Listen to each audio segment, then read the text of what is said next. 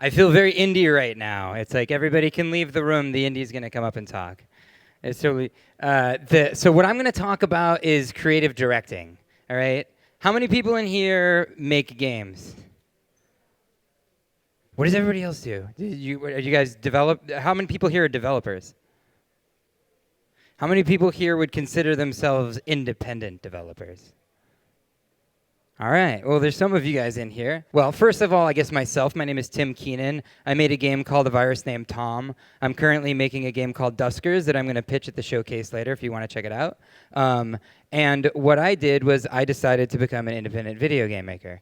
And when you do that, you're in charge of the creative vision. And that means you get to wear a lot of hats. See, I picked a picture, and he's wearing a lot of hats. And so as part of that hat is you telling everybody else on your team what to do and how to make this awesome product. And you might not be best suited for that. And I wasn't, and I ran my face into a bunch of walls. And so I thought I would let you guys know so that you could avoid those walls. You probably won't. You'll probably run into them anyway. But at least you can look back on this and be like, oh, yeah. So just in my background, I came from a large studio. So I came from AAA. I worked at Rainbow Studios. And then I went to DreamWorks Animation for a while. So what that looks like is something like this.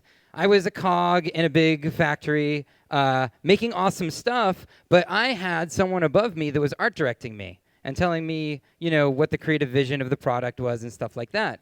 When you go indie, it's more like this. And in reality, it's actually more like that. Right? Because you're going to be doing most of the work. However, if you're lucky, there will be one or two people that will listen to you and probably work really cheap, and you have to tell them what to do, right? And so inherently, this is kind of the problem, is that you have to be the director, right? And in a video game, which is what I make, there's art, there's audio, there's story, there's design, there's all sorts of really cool, interesting problems. But the thing is that when I was at DreamWorks, I was at least art directed. So at least I had an idea of what an art director did. So now I'm just going to flip the scales and we'll just pretend that that's a smooth process and that's fine. But what about audio? I had never even created audio, never mind, and been audio directed, never mind being an audio director. I had written my own stories, but I had never directed anyone else to help me write a story. So these are kind of some things that are really interesting. And so what I'm going to do is I'm going to give you guys my 3 tips that I think are the biggest things that I learned when I was going through this process. And the first one is called directing results. You do not want to do this. And let me explain what this is. I learned about this when I was at DreamWorks and we were doing live action stuff. We were doing short films. And my friend told me about directing results. And basically, the idea is that you don't want to tell the actor, if you want the actor to come in and be really angry because his lover cheated on him or something like that, you don't want to come in and be like, oh, you know what, I want you to stand here, I want you to throw the vase over there, and I want your eyebrow to be here. You don't want to direct the results of the actor. You want to give the actor input, and this is that classic, what's my motivation? You want to tell that actor, you're really angry because you were betrayed, go. And then if he doesn't give you that, you don't tell him where to stand. You come in and you say, you weren't giving me anger there. That looked like frustration. Like this, your wife just cheated on you. You're really pissed, and it was your brother, right? You're angry. And so that's what you want to do. It's the same way when I was first doing audio direction. I didn't tell them, oh, drop that snare, or you know what, like I don't like the reverb. These are all terms that maybe I could use, but I don't know enough. That audio guy is awesome, and he's going to make an awesome song for me, but what I have to do for him is I have to say, hey, I want this to feel, have more energy. I want this to feel more snarky, maybe a little bit, like I'll give him an example, which gets me to the next point, which is reference. This is a really easy way for you not to have the perfect vocabulary and put everything inside of your brain, inside someone else's brain, and just say, look, that's a cool picture. I want it like that. Right? And so that's what I would do with my audio people. I would be like, hey, you know what, I want it to sound a little funky because it's kind of a quirky game. So I gave him a cool track of electronic funk, right? So in this example, I brought on my buddy Travis from DreamWorks, and I was like, I wanted to have this City of Tomorrow. And I wanted to have this really cute scene with this little girl and this very soft family, and then this like hard metal dog that looks kind of like a shark, and set up a little bit of like a weird situation here. because I'm a bad person. But so what I did was I went on the internet, and Pascal Champion does this awesome, like, really nice, soft family stuff that is in the style that I like. And I told Trav, hey, this is really cool. Let's do it a little bit like this. And what do I get, right? If you look at this little girl, I mean, you know that you're going to get something close to what you want. And you're sitting there, and you're just giving them help. You're not saying make this, because this is very different. But what you're trying to do is you're trying to convey something with imagery or sound or words. It's 10 times easier, right? And they'll be happy for it. The final one, I would say, is pick a direction. So this is a fun story, because my wife and I worked together on a virus named Tom. And on my current game, my wife and I are not working together. And that is because you need to pick a direction. It's not that bad. But at the beginning of a virus named Tom, I had an idea. I wanted it to be about circuitry. And instead of just going with my gut and picking a direction and saying that's the way we're sailing, I said, I saw this game called Flock, and it had this really cool quilted landscape. And I was like, oh my God, that's really cool. I never would have thought of that. I'm not creative enough. And so instead of saying this is the direction we're going, I'm like, let's just experiment. Why don't you just come up with a bunch of really cool ideas, and then we'll do one of them. And so she came up with all these cool, weird ideas that are awesome. And then I was like, hey, let's do it like a circuit. And so at the end of the day, it was a little bit frustrating for her, because I acted like we were going to go in all these different directions, and she was just kind of sailing all around the sea. And I would posit that it's way better to say, with confidence, we're sailing this way. And then 3 months later, be like, this is the wrong way. We're sailing that way. That is way better than being like, hey, guys, we should probably sail somewhere. I don't know. Where do you guys want to go? That's the worst thing, I think, at all for someone that is trying to get direction from you and is trying to make your vision come true, is when you say those horrible words of I know it when I see it. That's just going to break everything. So I think that you should have confidence and pick a direction. So just a quick summary.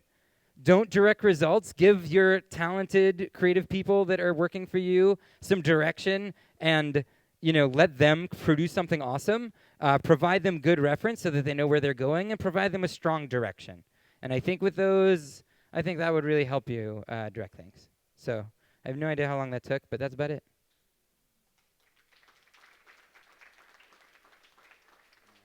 So I guess we can do questions.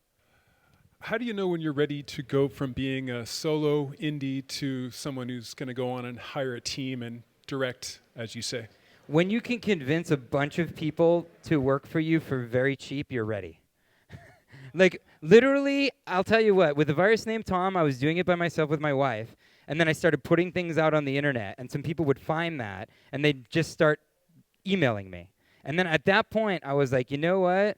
Like, some people are interested in this game, and really what a lot of people that are going to help you want to do is they want to make a game.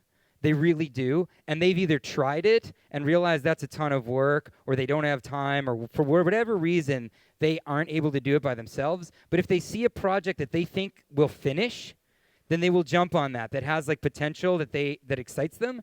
That's what'll get them on board. So all the people that I'm working with, that I worked with on a virus named Tom, I think they came on because they saw what we were doing, and they were like, these guys aren't going to quit halfway through. They're going to finish this game, and it looks really cool. So I think it's just like marketing. You're marketing yourself to other people, and that's the best way you can do it, because I think that going out, in this example, my friend Travis, I did bring him on as a contractor because I knew him, and he was far too expensive for an indie budget, but I knew exactly what I wanted from him. So I think that at the time when people are contacting you or you're starting to get excitement from it, that's probably when, I would guess. Anyway.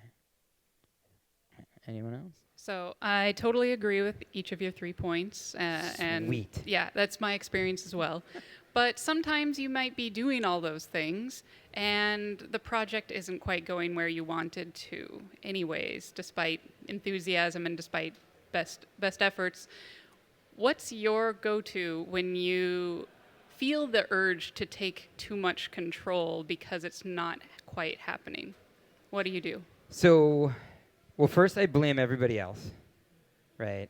But no, I think that I am a control freak. I think you're going to be hard-pressed to find an independent game developer that isn't a control freak, because they clearly aren't working at another company and they're doing their own thing. But what I find is that when I bring someone onto the team, usually at the beginning, I have trust issues. And so I do. I over control and I over worry about everything that they're doing. And then eventually I start to trust them. And so I find that whenever I'm feeling things aren't going exactly right, the temptation is definitely to like gather all the bits that you delegated and just take them all to yourself. And that's just ridiculous because you'll never be able to do it. I guess at that point, what you need to do is realize usually it's a communication issue. Usually it's like I'm not getting something out of an artist that I want. And it's usually my first instinct is to blame them. They're a bad artist. They're doing it wrong. But usually it's that I'm not conveying what I need out of them or there's something else. So the first thing I do is I go and talk to them. And 9 times out of 10, they'll tell me something like, yeah, you know what, honestly, I didn't really know what you were talking about there, but I didn't want to interrupt you because you were like yapping. And so I just kind of gave you something, right? And it's like, okay, so you don't get what I'm looking for, whatever. And 9 times out of 10, that's usually my go-to is like communicating with the team and being like, why isn't this going there? And usually they know, because that's why I bring them onto my team is because usually they're smarter than me. Yes, use your words. It's like having it's like toddlers or a relationship with a significant other, anything like that. It's like instead of just letting it stew or trying to figure out what this mystery reason is, usually it's, somewhere in the room there and you just need to hash it out. I don't know. That's at least my experience. All right. Cool. All right. Thank you, guys.